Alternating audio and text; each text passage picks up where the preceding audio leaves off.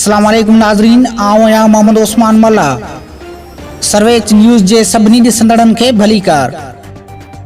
Bulletin में शामिल कंदासीं हिन वक्त जी हिकु अहम ख़बर।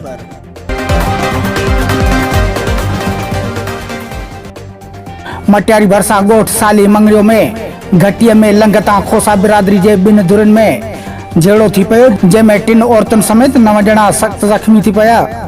लठियुनि ऐं कुआड़ियुनि जा धक लॻण सबबि 3 औरतूं ऐं 6 मर्द ज़ख़्मी थी पिया, जिन खे तालका अस्पताल मटियारी आंदो वियो, जॾहिं त 2 जी हालत ॻणती जोगी हुजण करे खेनि सिविल अस्पताल हैदराबाद मुंतक़िल कयो वियो। जॾहिं त ज़ख़्मी औरतुनि में मुस्मात नज़ीरा, ज़रीना ऐं मुस्मात मारवी शामिल आहिनि, जॾहिं त मर्दनि में अलाइडिनो खोसो, नवाज़, कमाल, मीर खान ऐं ॿिया शामिल आहिनि। मटियारी पुलिस मूजिबि 2 धुरनि खे मेडिकल लेटर ॾेई इलाज लाइ मोकिलियो वियो आहे।